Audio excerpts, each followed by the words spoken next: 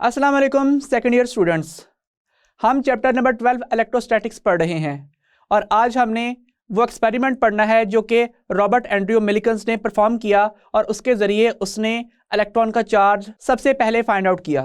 Dear students, 1909 में American scientist Robert Andrews Millikan ने सबसे पहले एलिमेंट्री पार्टिकल्स का चार्ज डिस्कवर किया। एलिमेंट्री पार्टिकल्स क्या हैं? एलिमेंट्री पार्टिकल्स वो स्मॉलेस्ट पार्टिकल्स हैं जो कि चार्ज कैरियर्स हैं। इन पार्टिकल्स का नाम इलेक्ट्रॉन्स है। इलेक्ट्रॉन्स क्या हैं? वो नेगेटिव चार्ज कैरियर हैं। और पॉजिटिव चार्ज क्या होता है? वो डेफिशिएंसी ऑफ इलेक्ट्रॉन्स होती है।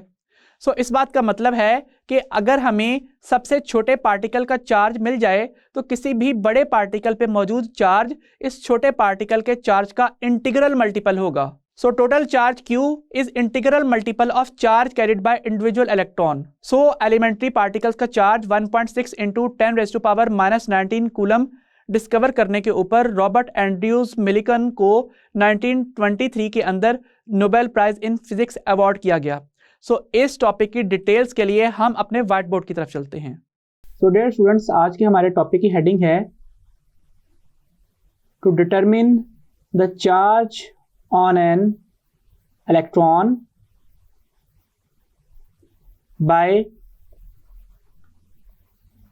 Millikan's method. सबसे पहली हेडिंग इसकी इंट्रोडक्शन की बनेगी, जिसमें हमने साइंटिस्ट और उसके एक्सपेरिमेंट का ब्रीफ सा रिव्यू देना है जो हम डिस्कस कर चुके हैं।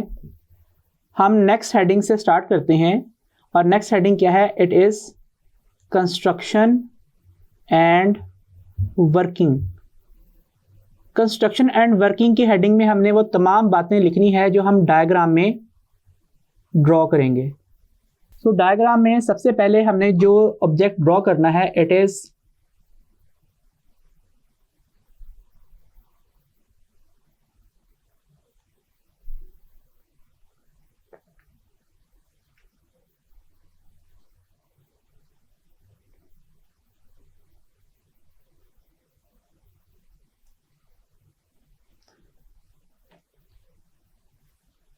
इट इज़ डिवाइस नंबर 1 और इसका नाम हमने क्या दिया है? इसका नाम दिया है अ कंटेनर बॉक्स।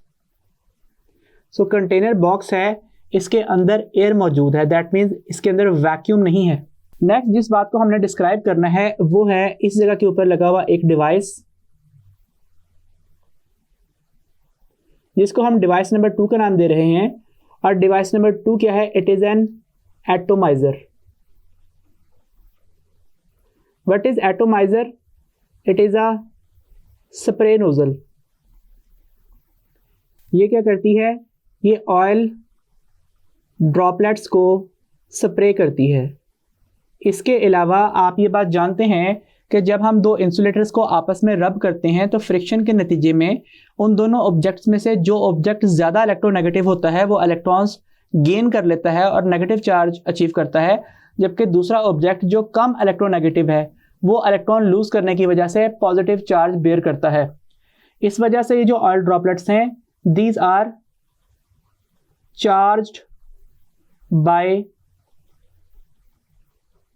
फ्रिक्शन। और इनके ऊपर कौन सा चार्ज आ जाता है? इनके ऊपर चार्ज आ जाता है नेगेटिव चार्ज। यहां से जो ऑयल ड्रॉपलेट्स स्प्रे हुए हैं, किसी का मैस कम है, किसी का मैस ज़्यादा है, मुख्तलिफ साइजेस के यहाँ से ड्रॉपलेट्स स्प्रे हुए हैं। और कोई पार्टिकल बिल्कुल वॉल्व्स ऑफ नोजल से फ्रिक्शन के नतीजे में रब करता हुआ गुजरा है और कोई बिल्कुल सेंटर से गुजर के आया है। दैट मीन्स हर ड्रॉपलेट के ऊपर चार्ज और मैस का एक अलहदा सेट मौजूद है। उसके बाद जो नेक्स्ट सेट हमने डिस्कस करना है वो है a set of perforated plates. यहाँ पे इस तरीके से परफोरेटेड प्लेट्स मौजूद हैं। इसको मैं नंबर 3 दे रहा हूं और नंबर 3 क्या बता रहा है? वो बता रहा है perforated set of plates. Perforated से क्या मुराद है? परफोरेटेड से ये मुराद है कि इनके अंदर छोटे छोटे होल्स मौजूद हैं ताकि इनके अंदर से ऑयल ड्रॉपलेट्स गुजर सकें। फिर हम पार्ट 4 के ऊपर आते हैं। पार्ट 4 क्या है? पार्ट 4 एक कनेक्टिंग वायर्स का सेट है जिसने यहाँ पे इन प्लेट्स को किसी battery of variable potential V के साथ कनेक्ट किया हुआ है. So point number 4 is, device number 4 is set of connecting wires and battery of variable potential. इसके बाद नेक्स्ट जिस डिवाइस का हमने जिक्र करना है वो क्या है? वो इस तरीके से बना हुआ एक शेल है. इसको मैं नंबर 5 दे रहा हूं. नंबर 4 इन कनेक्टिंग वायर्स और बैटरी के लिए था. So what is number 5? Number 5 is a perforated shell. Perforated shell से क्या मुराद है कि ये जो शेल है इसके अंदर भी होल्स हैं, इनके अंदर से भी ऑयल ड्रॉपलेट गुजर सकते हैं. और इसके अलावा ये शेल है मेटालिक. मेटालिक क्यों? क्योंकि ये शील्डिंग इफेक्ट जनरेट करेगा. क्या मतलब? जैसे कि हमने गॉसेस लॉ की पहली एप्लीकेशन के अंदर पढ़ा था कि किसी भी मेटेलिक एनक्लोजर के अंदर stray electric field lines enter नहीं होती. सो बाहर की इलेक्ट्रिक फील्ड इंटरफेरेंस से बचाने के लिए हमने यहाँ पे ये परफोरेटेड मेटेलिक शेल रखा है ताकि इनके अंदर आने वाले ऑयल ड्रॉपलेट्स के ऊपर कोई भी एक्सटर्नल इलेक्ट्रिक फील्ड एक्ट ना करे. इसके बाद हमने यहाँ पे एक और सेट दिखाना है और वो सेट क्या है? वो सेट है ग्लास विंडो का. इसको हम नंबर 6 का नाम दे रहे हैं. और नंबर 6 क्या है? It is glass window W1. और साथ क्या मौजूद है? साथ मौजूद है लुमिनेशन सोर्स. दैट मीन्स इस जगह के ऊपर हमने एक कन्वर्जिंग लेंस प्लेस किया है और कन्वर्जिंग लेंस के फोकल पॉइंट के ऊपर यहाँ पे कोई पॉइंट सोर्स ऑफ लाइट है.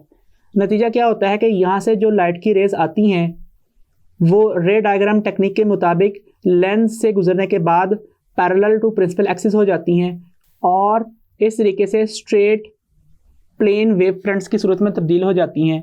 और यहाँ से आके ये लाइट की रेज इन दोनों प्लेट्स के दरमियान में एंटर हो जाती हैं. और इस तरीके से ग्लास विंडो W1 से गुजरने के बाद in set of plates named as 3 के अंदर एंटर होती हैं, जिसमें से ऊपर वाली प्लेट के ऊपर पॉजिटिव पोटेंशियल है और नीचे वाली प्लेट के ऊपर नेगेटिव पोटेंशियल है. इसके बाद हमने जिस नेक्स्ट डिवाइस का नाम लेना है वो क्या है? वो है डिवाइस नंबर 7. डिवाइस नंबर 7 यहाँ पे इस तरीके से रिप्रेजेंट हो रहा है. और डिवाइस नंबर 7 क्या बता रहा है? ये बता रहा है कि यहाँ पे इस जगह के ऊपर एक ग्रेडेड विंडो है जिसका नाम W2 है. ग्रेडेड विंडो से क्या मुराद है? इसके ऊपर मिलीमीटर स्केल है. किस काम के लिए? कि जब यहाँ पे ड्रॉपलेट्स प्लेट सेट नंबर 3 के दरमियान में फॉल करेंगे तो ग्रेडेड विंडो से हम वो डिस्टेंस मेजर कर लेंगे. और इसके अलावा एक माइक्रोस्कोप का अरेंजमेंट भी है इस विंडो के साथ ताकि आप फॉलिंग ड्रॉपलेट ऑफ ऑयल को ऑब्जर्व कर सको. सो यहाँ पे इस तरीके से अगर आप रिप्रेजेंट करना चाहो तो एक माइक्रोस्कोप भी रिप्रेजेंट कर सकते हो, ना करना चाहो तो वैसे ही डिस्क्राइब भी कर सकते हो. अब हम यहाँ पे फर्दर एक्सप्लेनेशन करेंगे कि यहाँ पे हम किस तरीके से चार्ज ऑन ऑयल ड्रॉपलेट को फाइंड आउट करते हैं. होता क्या है कि यहाँ पे जिस नोजल नंबर 2 से ऑयल ड्रॉपलेट स्प्रे हुए हैं वो स्प्रे होने के बाद एयर में मिक्स हो रहे हैं और इस जगह के ऊपर एक फॉग की तरह का फिनोमिना एग्जिबिट कर रहे हैं जिसको हम क्या कहते हैं? जिसको हम कहते हैं मिस्ट.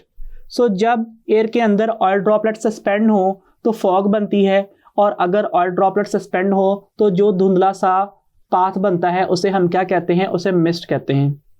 अब ये ऑयल ड्रॉपलेट्स इस परफोरेटेड प्लेट से गुजरने के बाद यहाँ पे इस रीजन के ऊपर आ जाएंगे. यहाँ पे आने वाले ऑयल ड्रॉपलेट्स में से कोई कम मैसिव है, कोई ज़्यादा मैसिव है, कोई कम चार्ज कैरी करता है, कोई ज़्यादा चार्ज कैरी करता है. सो यहाँ पे जैसे ही ये ऑयल ड्रॉपलेट्स आएंगे बीइंग नेगेटिवली चार्ज इनके ऊपर एक फोर्स अपवर्ड एक्ट करेगी और वो अपवर्ड फोर्स कौन सी है? वो है इलेक्ट्रोस्टैटिक फोर्स Fe. और ये जो इलेक्ट्रोस्टैटिक फोर्स Fe है इसका मैग्नीट्यूड QE के इक्वल है और चूंकि ये Q नेगेटिव चार्ज है दैट मीन्स यहाँ पे ये चार्ज नेगेटिव है, इसलिए इलेक्ट्रोस्टैटिक फोर्स इलेक्ट्रिक फील्ड के ऑपोजिट डायरेक्शन में होगा। पॉइंट टू बी नोटेड के जो इलेक्ट्रिक फील्ड है वो पॉजिटिव प्लेट से डाउनवर्ड नीचे नेगेटिव प्लेट की तरफ मौजूद है। और इसके अलावा जो दूसरी फोर्स इन चार्जेस के ऊपर एक्ट कर रही है वो है उनका वेट, और वेट किसके इक्वल होता है, वो होता है mg के इक्वल। अब जिन पार्टिकल्स के लिए Fe ग्रेटर देन वेट होगी वो क्या करेंगे, दे विल मूव अपवर्ड्स। तो जिन पार्टिकल्स के ऊपर इलेक्ट्रोस्टैटिक फोर्स वेट से ज़्यादा हो जाएगी वो ऊपर की तरफ मूव कर जाएंगे, और ऐसे पार्टिकल्स जिनके ऊपर एक्ट करने वाली ग्रेविटेशनल फोर्स का मैग्नीट्यूड वेट से कम है वो क्या करेंगे, वो नीचे की तरफ मूव कर जाएंगे, दे विल मूव डाउनवर्ड्स। लेकिन ऐसे पार्टिकल्स जिनके ऊपर इलेक्ट्रोस्टैटिक फोर्स और वेट का मैग्नीट्यूड बराबर हो जाएंगे और डायरेक्शन में ऑपोजिट होंगे, that means Fe minus W का सम जीरो के इक्वल होगा, क्योंकि sum of all the forces acting on that particle will be equal to zero, और y कंपोनेंट है इसलिए हम इस तरह भी लिख सकते हैं। सो उनके ऊपर क्या होगा, जितनी इलेक्ट्रोस्टैटिक फोर्स अपवर्ड एक्ट करेगी उतनी ही वेट की फोर्स डाउनवर्ड भी एक्ट कर रही होगी, और वो एक सर्टन पार्टिकल वहां पे सस्पेंड हो जाएगा। लेट्स से मैं उस एक सस्पेंडेड पार्टिकल को यहाँ पे पर्पल कलर के डॉट से रिप्रेजेंट कर रहा हूँ। हम ये बात जानते हैं कि जो इलेक्ट्रोस्टैटिक फोर्स है उसका फार्मूला QE होता है, और जो वेट का फार्मूला है वो mg होता है। सो ये सब्स्टिट्यूट कर दें तो ये बन जाएगा QE is equal to mg। इसे इक्वेशन नंबर 1 का नाम दे दें। इसके बाद हम ये बात भी जानते हैं कि जो इलेक्ट्रिक फील्ड है it is negative gradient of potential. हम ये बात जानते हैं कि delta V final minus V initial होता है। लेट्स से नेगेटिव प्लेट के ऊपर आने वाले पोटेंशियल को 0 कह दें और पॉजिटिव प्लेट पे आने वाले पोटेंशियल को V कह दें, तो आप क्या करेंगे, यहाँ पे डेल्टा V को V के इक्वल लिख देंगे। सो यहाँ पे डेल्टा V की जगह पे V लिख दें, और ये जो दोनों प्लेट्स हैं इनके दरमियान में जो ये फासला है इस फासले को आप डिस्टेंस D से रिप्रेजेंट कर दें इंस्टेड ऑफ डेल्टा R। सो ये D बन जाएगा, नेगेटिव साइन मौजूद है। फर्दर यहाँ पे हम इसे पॉजिटिव फार्मूला बना लेंगे, that means E is equal to V over D। Negative sign क्यों हटा दिया, क्योंकि हम यहाँ पे सिर्फ चार्ज का मैग्नीट्यूड फाइंड आउट करना चाह रहे हैं। हमें यह बात पता है कि चार्ज नेगेटिव है, अगर हम यहाँ से नेगेटिव साइन नहीं हटाएंगे तो फाइनली आने वाले चार्ज का आंसर नेगेटिव होगा। हमने यहाँ पे नेगेटिव साइन इसलिए हटाया है क्योंकि हम ये नहीं बताना चाहते कि if a positive charge follows the direction of electric field lines the potential at each next point decreases as it's move and the answer of delta V is negative. हम सिर्फ चार्ज के मैग्नीट्यूड की बात करना चाह रहे हैं, इसलिए हम ये वाला फार्मूला इक्वेशन 1 में पुट कर देंगे और यहाँ पे लिखेंगे इक्वेशन 1 बिकम्स, इक्वेशन नंबर 1 बन जाएगी QV/D is equal to mg। Rearrange कीजिए चार्ज के लिए, चार्ज का फार्मूला बन जाएगा mgd/v। This is our equation number 2। अब अगर हमें ये फैक्टर्स पता चल जाएं, mass, gravitational acceleration, distance between plates and potential difference applied between the plates, तो हमें चार्ज ऑफ ऑयल ड्रॉपलेट का पता चल जाएगा। अब केस ये है कि पोटेंशियल डिफरेंस बैटरी का हमने सेट किया है, सो इट इज़ नोन, हमें ये बात पता है। इसके अलावा distance between set of plates 3 वो भी हमें पता है, that means it is also known. G की वैल्यू 9.8 मीटर पर सेकेंड स्क्वायर होती है, so this value is also known, but the mass of oil droplet is unknown. हमें मास ऑफ ऑयल ड्रॉपलेट का पता नहीं है, सो जिस बात का पता नहीं है और आप उसको मेजर भी नहीं कर सकते, तो उस चीज़ को क्या कर लेते हैं, उस चीज़ को कैलकुलेट कर लेते हैं। अब इसकी कैलकुलेशन किस तरह से करेंगे कि आप यहाँ पे सबसे पहले तो इस कनेक्शन को ओपन कर दीजिए, दैट मीन्स सर्किट ऑफ कर दीजिए।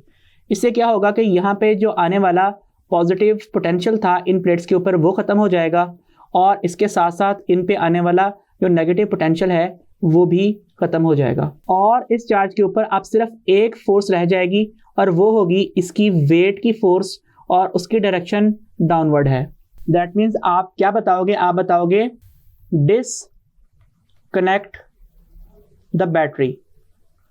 आप बैटरी को डिसकनेक्ट कर दीजिए, उससे क्या होगा, उससे प्लेट्स का पोटेंशियल ऑफ हो जाएगा और अब सिर्फ एक नेट फोर्स एक्ट कर रही होगी चार्ज पार्टिकल पे और वो होगी उसका वेट।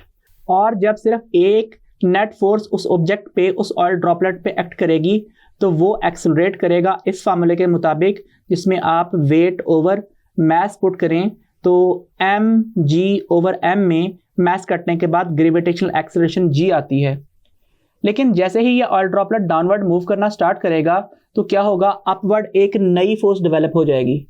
और वो अपवर्ड फोर्स पहले तो इलेक्ट्रोस्टैटिक फोर्स थी, लेकिन अब क्या है, अब एयर की फ्रिक्शनल फोर्स है जिसका नाम है ड्रैग फोर्स। सो इसकी मूवमेंट के बाद as the oil droplet moves and upwards drag force develops।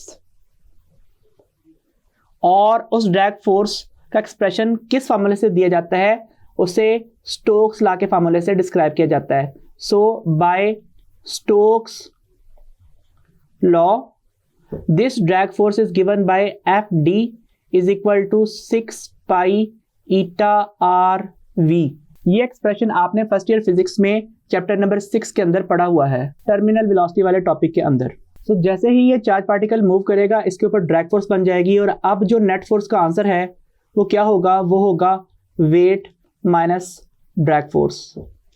जैसे जैसे पार्टिकल की स्पीड बढ़ती चली जाएगी वैसे वैसे ड्रैग फोर्स बढ़ती चली जाएगी, और एक टाइम आएगा जब वो पार्टिकल अपनी मैक्सिमम स्पीड अचीव कर लेगा, जिस स्पीड को हम क्या कहते हैं, उसे हम टर्मिनल स्पीड या टर्मिनल वेलोसिटी कहते हैं।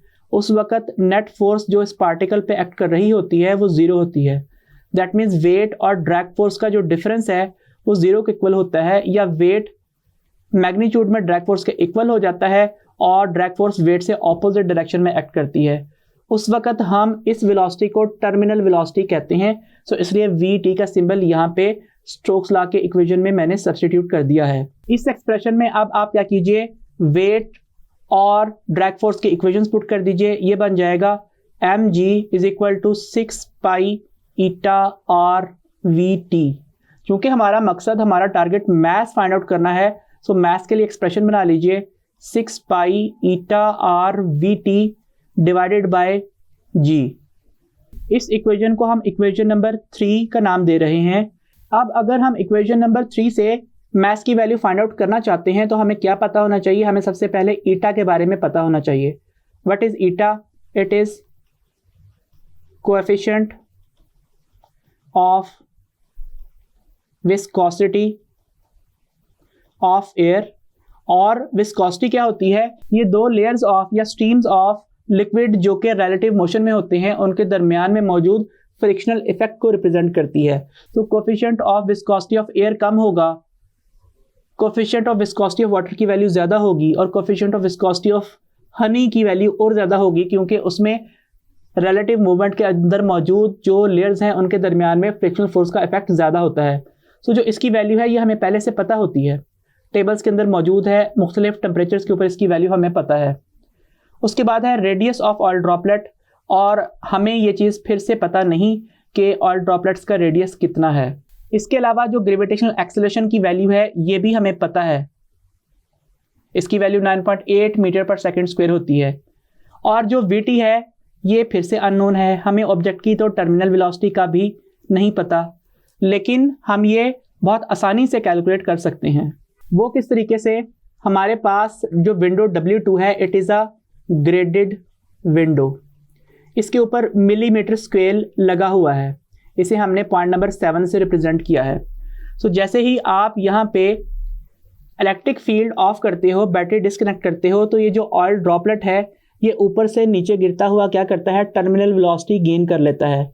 सो आप इस ग्रेडेड विंडो के ऊपर लगे हुए मिलीमीटर स्केल के ऊपर ये देख लेते हो कि उस ऑयल ड्रॉपलेट ने कितना डिस्टेंस ट्रैवल किया है। स्टॉपवॉच के ज़रिए से आप टाइम मेजर कर लेते हो। फिर टर्मिनल वेलोसिटी के लिए time rate of covering distance के हिसाब से आप टर्मिनल वेलोसिटी का मैग्नीट्यूड फाइंड आउट कर लेते हो, और ये हमारी इक्वेशन नंबर 4 है। तो दैट मीन्स इक्वेशन नंबर 3 के अंदर अब सिर्फ एक चीज़ अननोन रह गई है, और वो है रेडियस ऑफ ऑयल ड्रॉपलेट। अगर हमें रेडियस ऑफ ऑयल ड्रॉपलेट पता चल जाए तो हम mass of oil droplet find out कर लेंगे और मास की value Q is equal to mg/d/v में पुट करेंगे और चार्ज ऑफ ऑयल ड्रॉपलेट भी आ जाएगा। तो अब हम यहाँ पे एक और फार्मूला यूज कर लेते हैं। हम यहाँ पे लिखते हैं कि फार्मूला फॉर डेंसिटी क्या है, वो है density is equal to mass पर यूनिट वॉल्यूम। यहाँ से मास का एक्सप्रेशन दोबारा लिखा जाए तो डेंसिटी टाइम्स वॉल्यूम बनेगा। अब अगेन यहाँ पे ये जो वॉल्यूम V है, इसे आपने पोटेंशियल डिफरेंस नहीं समझ लेना बैटरी का, क्योंकि इस क्वेश्चन के अंदर V पोटेंशियल डिफरेंस को भी रिप्रेजेंट कर रहा है। सो डेंसिटी के फार्मूले के अंदर वॉल्यूम ही मौजूद है।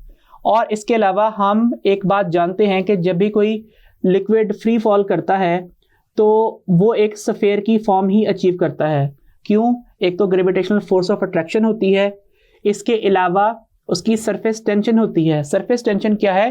वो क्वालिटी किसी लिक्विड की वजह से जिसकी वजह से वो अपने अंदर एंटर होने वाले ऑब्जेक्ट्स को रोकता है, एंटर नहीं होने देता। आपने अक्सर देखा होगा कि इंसेक्ट्स क्या करते हैं, वो पानी की सरफेस के ऊपर पैर रख के वहाँ पे मौजूद होते हैं, बैठे होते हैं, लेकिन उसके अंदर डूब नहीं रहे होते। उसकी वजह क्या है? सरफेस टेंशन है।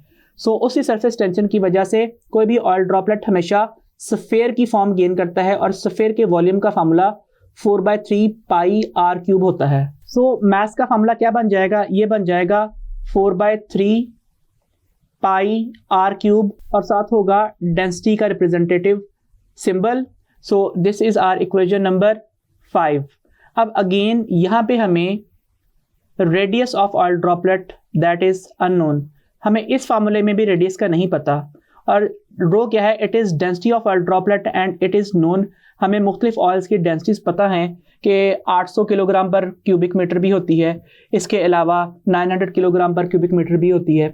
सो मुख्तलिफ ऑयल्स की मुख्तलिफ डेंसिटीज़ हैं, लेकिन जो भी ऑयल यूज़ कर रहे हो, जिसके ऑयल ड्रॉपलेट्स आपने यूज़ किए हैं, उसकी डेंसिटी नोन है। सो अब आप क्या कीजिए, दो फार्मूलाज हैं आपके पास, एक इक्वेशन नंबर 5 है और एक है इक्वेशन नंबर 3। दोनों के अंदर मैसेज मौजूद हैं और रेडियाई भी मौजूद हैं। तो अगर आप इन इक्वेशंस में किसी तरीके से मैथ्स को एलिमिनेट कर दें तो हमें एक अकेला जो अननोन वेरिएबल रेडियस है उसके कैलकुलेशन के लिए फार्मूला मिल जाएगा। सो हम क्या करते हैं, इक्वेशन 3 और इक्वेशन 5 को इक्वेट करते हैं। तो नेक्स्ट आप पॉइंट लिखिए, equate equation 5 and equation 3। Equation 5 और इक्वेशन नंबर 3 को हमने इक्वेट करना है, इससे mass is equal to mass आएगा। इक्वेशन नंबर 5 क्या है? It is 4/3 pi r cube rho. और दूसरी तरफ जो इक्वेशन है वो क्या है? वो है 6 पाई ईटा r vt ओवर g। इस फार्मूला में कैंसिलेशन कीजिए और r के लिए फार्मूला डिराइव कीजिए। सो यहाँ पे इधर मौजूद है r क्यूब, उस तरफ से r इस तरफ आके डिवाइड हो जाएगा, यहाँ पे बना रहा हूँ। बाकी टर्म्स हैं 6 पाई ईटा vt ओवर g, और उधर मौजूद टर्म्स में ये जो 3 है डिनोमिनेटर में, ये उस तरफ जाके न्यूमरेटर में आएगा, और बाकी टर्म्स 4 पाई और रो वो यहाँ पे न्यूमरेटर में है, दूसरी तरफ जाके डिनोमिनेटर में आएंगी और लिखा जाएगा 4 पाई रो। अब कैंसिलेशन कीजिए, पाई पाई से कैंसिल आउट हो जाएगा, यहाँ पे 2 आएगा और यहाँ पे बनेगा 3। इस तरीके से यहाँ पे r एक पावर को कैंसिल आउट करके पावर 2 रहने देगा। सो फार्मूला बन जाएगा r² is equal to 3 times 3 9 eta vt over 2 rho g। और आप क्या कीजिए, दोनों साइड पे स्क्वायर रूट ले लीजिए। So taking square root on both sides क्या बनेगा, r² is equal to 9 eta vt over 2 rho g, और दोनों साइड पे अंडर रूट लिखिए। इस तरह से फार्मूला बन जाएगा r is equal to 9 eta vt over 2 rho g under root, and this is our equation number 6। इस एक्सप्रेशन के अंदर ईटा क्या है? Eta again coefficient of viscosity of air है और इसकी वैल्यू नोन है। vt टर्मिनल वेलोसिटी है और इसकी वैल्यू डिस्टेंस ओवर टाइम से आपने कैलकुलेट की है और ये वैल्यू भी नोन है। डेंसिटी जो है रो वो भी नोन है ऑयल ड्रॉपलेट की। g की वैल्यू 9.8 मीटर पर सेकेंड स्क्वायर है, जैसे कि हमने पहले बात की।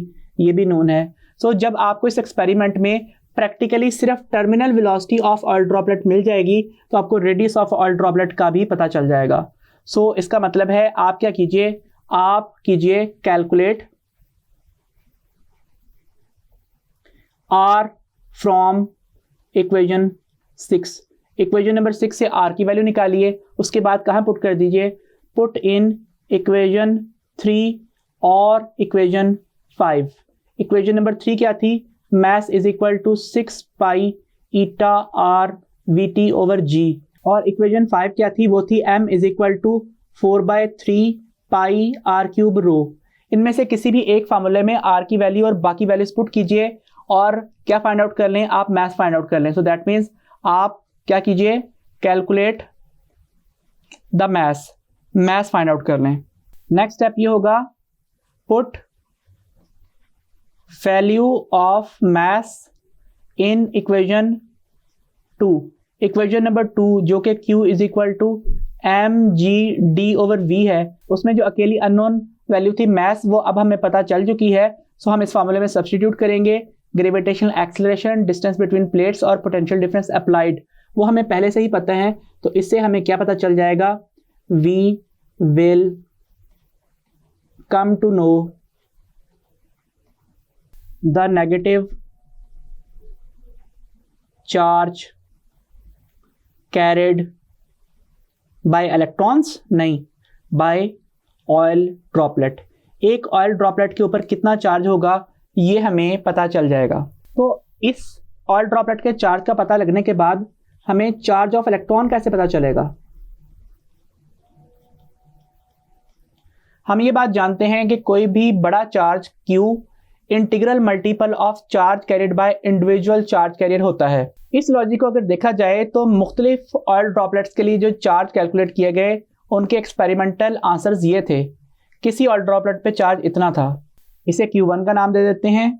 नेक्स्ट चार्ज पार्टिकल के लिए जब ये डिस्कस किया गया तो उसका आंसर आया 3.2 × 10⁻⁻19 कूलम। इसके फैक्टर्स बनाएं तो ये 2 × 1.6 × 10⁻⁻19 कूलम बनता है। किसी और ऑयल ड्रॉपलेट के लिए टेस्ट किया गया तो आंसर आया 4.8 × 10⁻⁻19 कूलम। फैक्टर्स बनाने पे ये 3 × 1.6 × 10⁻⁻19 कूलम बनता है। इसी तरीके से large number of oil droplets के लिए ये क्वेश्चन सॉल्व किया गया और हमेशा जो आंसर आ रहा था वो क्या आ रहा था, n × 1.6 × 10⁻⁻19 कूलम। सो इन तमाम फैक्टर्स में एक फैक्टर कॉमन है, वो फैक्टर ये वाला है। ये फैक्टर इन तमाम आने वाले चार्जेस का हाईएस्ट कॉमन फैक्टर है। इसका मतलब है ये वैल्यू 1.6 × 10⁻⁻19 कूलम किसकी है, ये charge carried by smallest elementary particle electron के चार्ज की वैल्यू है। और ऑब्वियसली ये सारे आंसर्स नेगेटिव में हैं, हम नेगेटिव साइन पहले ही हटा चुके हैं सिर्फ मैग्नीट्यूड फाइंड आउट करने के लिए। सो इसका मतलब है कि हर charge particle integral multiple of charge of electron carry कर रहा है, और वो चार्ज ऑफ इलेक्ट्रॉन कितना है, इट इज 1.6 × 10⁻⁻19 कूलम। सो ये हमारा कंक्लूजन है। कंक्लूजन क्या है, charge carried bye electron is 1.6 × 10⁻⁻19 coulomb. Obviously ये वैल्यू नेगेटिव में है, सो इस तरीके से आप इसको यूं लिख सकते हैं। और जब कोई पार्टिकल पॉजिटिव चार्ज कैरी करेगा तो उस पर आने वाला चार्ज इसी चार्ज के मैग्नीट्यूड का इंटीग्रल मल्टीपल होगा। सो इस तरीके से large number of oil droplets के चार्ज फाइंड आउट किए गए, उनका हाईएस्ट कॉमन फैक्टर डिक्लेयर हो गया कि ये क्या है, it is the smallest charge that is carried by an electron. अब हम चलते हैं अपने टॉपिक से रिलेटेड कुछ एमसीक्यूज की तरफ। हमारा पहला एमसीक्यू है, radius of an oil droplet in Millikan oil drop experiment is 0.075 millimetre. So radius की वैल्यू है 0.075 मिलीमीटर, मिली प्रीफिक्स है, उसकी जगह पे 0.075 × 10⁻³ मीटर्स पुट कर दीजिए।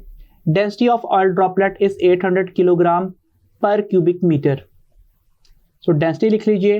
Viscosity of air is 1.81 × 10⁻⁻5 pascal second, जिसे हम न्यूटन पर मीटर स्क्वायर इंटू सेकेंड भी लिख सकते हैं।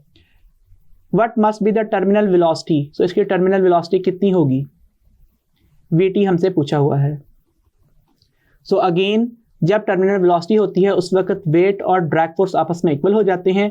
वेट mg के इक्वल होता है और ड्रैग फोर्स का फॉर्मूला स्टोक्स लॉ से 6 पाई ईटा r Vt होता है। इसके लिए सॉल्व करें तो Vt का एक्सप्रेशन क्या आता है, ये बनता है mg ओवर 6 पाई ईटा r। ये एक्सप्रेशन भी आपने फर्स्ट ईयर चैप्टर नंबर 6 में पढ़ा हुआ है, लेकिन अब प्रॉब्लम है हमें मैथ नहीं गिवन। सो अगेन हम क्या करते हैं, हम यहाँ पे लिख देते हैं कि जो मैथ है ये तो डेंसिटी टाइम्स वॉल्यूम होता है, इसलिए टर्मिनल वेलोसिटी का एक्सप्रेशन बन जाता है density times volume g over 6 pi ईटा r। अब अगेन जो volume of spherical oil droplet है वो 4/3 पाई r क्यूब बनता है। इस वजह से टर्मिनल वेलोसिटी का एक्सप्रेशन बन जाता है रो g ओवर 6 पाई ईटा r और वॉल्यूम की जगह पे 4/3 पाई r क्यूब। अब क्या होगा, ये r इस क्यूब से कट के स्क्वायर छोड़ेगा, पाई से कैंसिल आउट हो जाएगा, 6 की जगह पे 3 आएगा, 4 की जगह पे 2 आएगा। ये एक्सप्रेशन बचेगा Vt is equal to 2 rho g और ये वाला r square over 9 eta. Values put कर लीजिए, Vt is equal to 2 times density कितनी है 800 यूनिट्स, g की वैल्यू 9.8 यूनिट्स, रेडियस की वैल्यू कितनी है, it is 0.075 into 10 raise to power -3 का whole square divided by 9 times eta. Eta कितना है, it is 1.81 into 10 raise to power -5। और कैलकुलेटर पे इस वैल्यू को सॉल्व कर लीजिए। आंसर क्या होगा, आंसर होगा 0.54 मीटर पर सेकंड। इसको सेंटीमीटर पर सेकंड में तब्दील कीजिए। किस तरीके से, आप लिखिए Vt is equal to 0.54 into 1 metre पर सेकंड। किसी भी चीज़ को 1 से मल्टीप्लाई कर सकते हैं, इसे 10 की पावर 0 भी लिख सकते हैं। 0 क्यों लिखना, आप इसे लिखिए +2 -2, ये भी तो 0 ही है। तो ये बन जाएगा Vt is equal to 0.54 into 10 raise to power 2 into 10 raise to power -2 metre पर सेकंड। अब ये जो 10 रेज़ टू पावर 2 मीटर है इसे सेंटीमीटर लिख दीजिए। फॉर्मूला बन जाएगा Vt इज इक्वल टू 0.54 और 100 को मल्टीप्लाई कीजिए 54 और इसकी जगह पे सेंटीमीटर पर second, that is our option B. Next question है, a particle of mass 5 into 10 raise to power -15 kilogram and charge of 5e is held stationary between plates set 10 millimeter apart in Millikan's oil drop experiment. What must be the potential difference between the plates? So again, जब electrostatic force wait के equal आ चुकी है तो उस वक्त QE और mg equal हो चुके हैं। QV/D is equal to mg बनेगा क्योंकि इलेक्ट्रिक फील्ड की जगह पे नेगेटिव ग्रेडियंट ऑफ पोटेंशियल का फॉर्मूला पुट किया है। V फाइंड आउट करना है, एक्सप्रेशन बना लीजिए, V is equal to mg/d/q।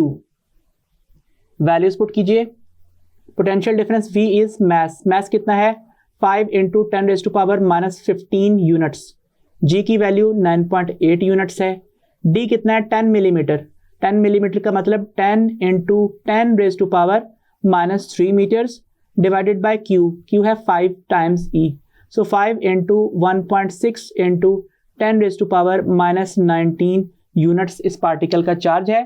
Calculator पे सॉल्व कीजिए, आंसर होगा 612.5 volts, that is our option D. आज का हमारा लास्ट एमसीक्यू है, a particle of mass 5 into 10 raise to power -15 kilogram and charge of 5e is held stationary between plates set 10 millimeter apart in Millikan's oil droplet experiment. What must be electric field between the plates? So E find करना है। Again electrostatic force और weight तो equal आ चुके हैं, that means QE क्या बनेगा, वो बनेगा mg के equal, और E का फॉर्मूला क्या होगा, वो होगा mg/q। So वैल्यू सब्सटीट्यूट कीजिए, मास है 5 into 10 raise to power -15 kilogram, G की वैल्यू है 9.8 मीटर पर सेकेंड स्क्वायर, और Q की वैल्यू कितनी है, it is 5 times the charge of electron, that means 5 into 1.6 into 10 raise to power -19 coulomb. 5 को 5 से इनिशियली कैंसिल आउट कर दीजिए, बाकी वैल्यू को कैलकुलेटर पे सॉल्व कीजिए, आंसर क्या आएगा, आंसर होगा 250 किलोग्राम मीटर पर सेकंड स्क्वायर पर कूलम, या फिर न्यूटन पर कूलम, या फिर वोल्ट पर metre. That is our option D. So यहाँ तक हमने अपने आज के टॉपिक से रिलेटेड तमाम MCQs को भी डिस्कस कर लिया। आई होप आपको समझ में आ गया होगा। सो डियर स्टूडेंट्स, हमें मिलिकन्स ऑयल ड्रॉप एक्सपेरिमेंट के जरिए से सबसे पहले इलेक्ट्रॉन का चार्ज 1.6 × 10⁻⁻⁻19 कूलम मिला, और हमने ये बात भी डिस्कस की कि किस तरीके से किसी भी पार्टिकल के ऊपर आने वाला charge integral multiple of charge carried by individual electron होता है। सो आई होप आपको समझ में आई होगी। अंटिल द नेक्स्ट टाइम, खुदा हाफिज़।